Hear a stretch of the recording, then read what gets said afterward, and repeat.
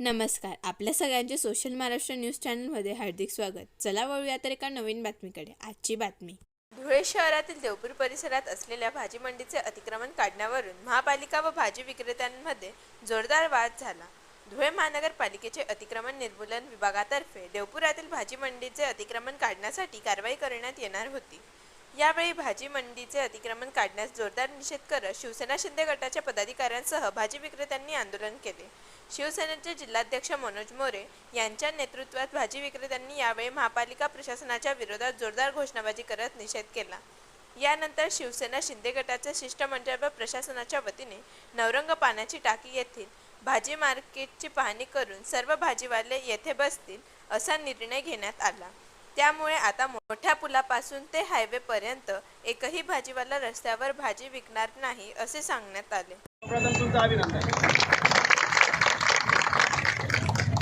मनपा प्रशासन, पोलीस प्रशासन आणि शिवसेनेचं शिष्टमंडळ त्याच्यामध्ये ललांना असेल, संजीव असेल, मी असेल आणि तुमचे या दत्त मंदिर ते नगाव बारी परिसरातील भाजी विक्रेते प्रतिनिधींसोबत सुमिता असेल, हे तिघे लोकांना घेऊन आम्ही आता नवरंग पाण्याच्या टाकीवर गेलो. तिथे काय काय अडचणी आहेत हे सुमितने सगळ्यांना सांगितल्या. अरे सुमितने प्रशासनाच्या पोलिसांसमोर, पालिकेच्या अधिकाऱ्यांसमोर सांगितलं. त्यांनी आखताना तुम्हाला असे एका लाईनीमध्ये आखून दिलेले होते. पुढच्या दुकानदाराकडे गिऱ्हाईक यायचं, मागच्याकडे यायचं. मधल्या भागामध्ये ती भिंतीमुळे दुकानं दिसत नव्हते.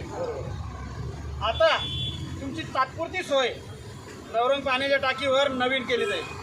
तिथं जाईल खडी टाकली जाईल, ती घाण काढली जाईल, तिथली खडी टाकून तुम्हाला एकदम मोकळं करून देऊ. लाईनीमध्ये दुकानं नाही राहणार. यांनी काहीतरी नकाशा तयार केलेला आहे. तुम्हीच केला म्हणजे तुमच्या लोकांना प्रत्येकाला कॉर्नर मिळाला पाहिजे असा नकाशा केलेला आहे. त्याच्याप्रमाणे आखणी करायची. त्या आखणी केलेल्या जागेवर तुम्ही बसायचं. समोरची भिंत जी आहे ती जमिनीपासून फक्त 4 फूट म्हणजे एवढी राहील. ती लोटगाडी एवढी ती भिंत राहील. बाकीची तोडून टाकायची म्हणजे गाडीवाल्यांना रस्त्याने जाणार येणाऱ्यांना तिथे दिसलं पाहिजे.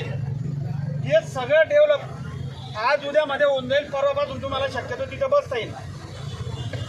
ही सोय तुमची तात्पुरती 2 महिने, 4 महिने, 6 महिने किंवा वर्षभर तुमची कायमची सोय झाली पाहिजे ना.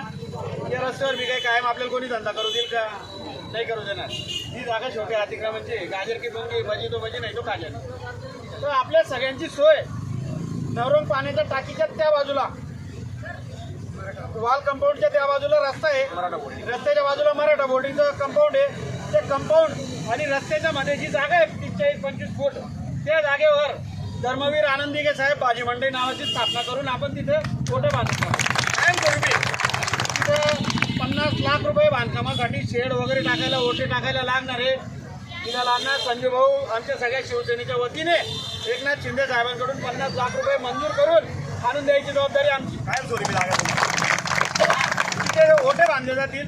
त्या ओट्यांवर फक्त तुम्हाला धंदा करता, दुसरं कोणी येणार नाही. ते नाव आहे. पण आज इथून तुम्ही ज्यावेळेस तिथं जाल तिकडं सासू बसेल आणि इकडं सून बसेल असं चालणार नाही. तुम्ही बोलू नका, फक्त आमचं ऐकून घ्या.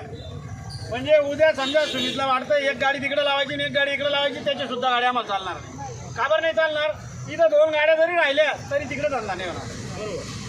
इथं कोणी बसायचंच नाही. आणि कोणी बसलं पोलिसांनी त्याची टांगटोळी करून उचलून नेलं किंवा त्याला मध्ये बी टाकून दिलं तर आमच्याकडे यायचं नाही, आम्ही बी तुमच्याकडे येणार.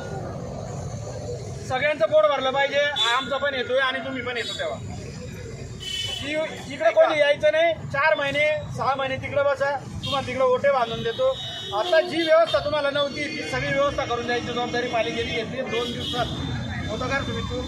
2 दिवसात सगळी व्यवस्था करून देत आहे. मग आता आपण काय करायचंय? प्रशासन जर 2 पावलं मागं सरकतंय ना तर आपल्याला पण 4 पावलं मागं सरकावं लागेल. बरोबर आहे का नाही? घ्यावं लागेल ना. उद्या परवापर्यंत 2 दिवसामध्ये इतके मेलोय आपण. 2 दिवसात काय अजून करून जाणार? आपली कायमची सोय होत असेल तर आता जे काही झालं, पोलीस प्रशासनाला 2 दिवस संधी द्या, मनपाला 2 दिवस संधी द्या प्रशासनाला.